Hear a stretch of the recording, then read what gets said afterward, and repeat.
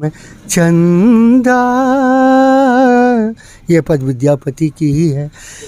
जुनी उग आजुक राती, चंदा जुनी उग आजुक राती। 13 से 1914 के बीच में विद्यापति के रूप में निकल के आया। उसके बाद बहुत ज़्यादा सुर जो है वो देखने को नहीं मिला, खास करके 21वीं और 22वीं सदी में बहुत ज़्यादा देखने को नहीं मिला। क्यों विलुप्त होते जा रहा है वो सुर जो विद्यापति ने 1913 और 14 के बीच में दिया था, यानी 100 वर्षों तक जो उनका जो जीवन काल था उसके बाद देखने को कुछ नहीं मिला। क्यों इतना दिन 800 वर्ष गायब हो गया? देखिए 800 वर्ष पुराना जो मध्यकालीन भारत है, उस समय का जो संगीत था वो घरानेदार तो था ही, साथ में राजाओं के द्वारा आश्रय उसे प्राप्त थी, बादशाहों के द्वारा। तो उस समय दोनों पक्ष जो हैं संगीत शास्त्र को काफ़ी महत्व दी और उसको आत्मसात भी की। काफ़ी डेवलप्ड था म्यूज़िक और काफ़ी क्लिष्ट भी था, उस पर जोर दिया गया था। तो काफ़ी समृद्ध था संगीत, भारतीय संगीत शास्त्र। उसके तहत ही विद्यापति समकालीन मध्यकालीन भारत के महान कवि हुए। वो विद्यापति आए तो पद्य साहित्य लेकर के आए, जिनकी रचना संपूर्ण भारत ही नहीं संपूर्ण विश्व में प्रचलित हो गई। काफ़ी विद्वान थे वो, और कहा जाता है कि महादेव का वरदान उनको प्राप्त हुआ, महादेव दर्शन दिए। और लेकिन ये 800 वर्ष गुजर जाने के बाद भी कोई दूसरा विद्यापति क्यों नहीं आया? देखिए वो एक मनीषी, एक योगेश्वर, कोई एक पैदा होता है, उसकी जगह दूसरा नहीं ले सकता।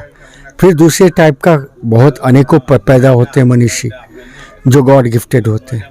तो विद्यापति अपने आप में एक कोकिल थे और वो दूसरा नहीं हो सकता। उनका अनुसरण करके उनके अनुयायी हो सकते हैं, भक्त हो सकते हैं। तो जो संगीत सुगम संगीत या लोकगीत वो दे के गए, संस्कार गीत दे के गए, वो अपने आप में एक अनूठा है, अनुपम है, जो दूसरा उसका स्थान नहीं ले सकता, उसका अनुगामी हो सकता, अनुसरण कर सकता है।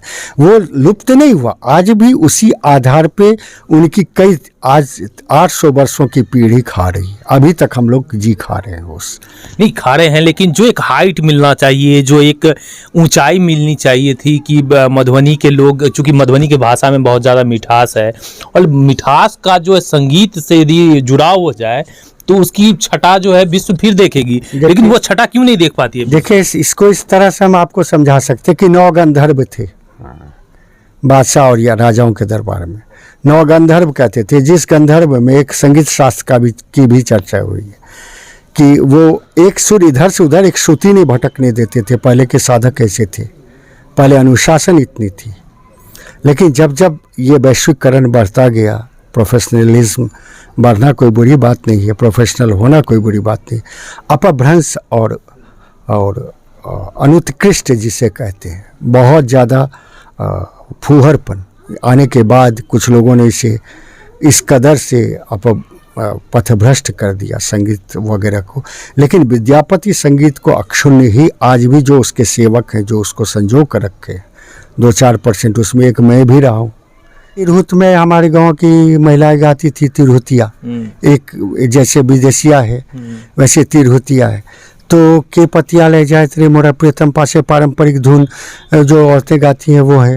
लेकिन हम लोग उसको कंपोजिशन आगाज वगैरह में सुगम संगीत जैसा करके उसमें हम एक लाइन आपको सुनाते हैं कि जो मेरा रिकॉर्डेड भी है, काफ़ी नेम फेम है, कैसेट्स उसमें था, उसमें हम आपको एक लाइन मुखरांतरा सुना देते हैं। जैसे हमने कंपोज किया था किसी राग में, के पतिया ले जायत रे मोरा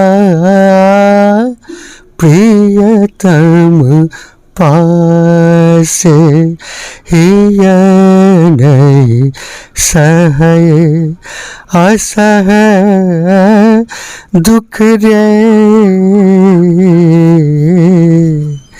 भेले सावन मासे के पति याले।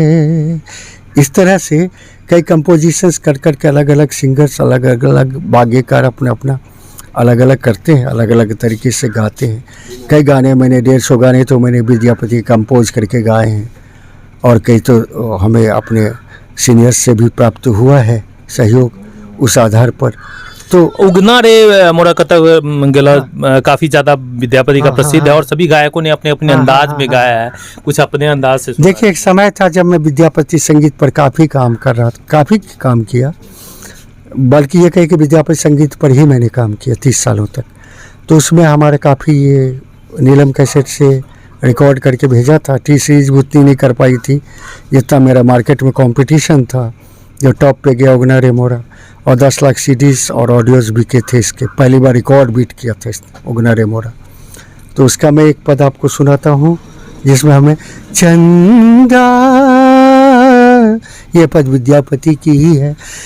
जुनी उग आजुक राती, चंदा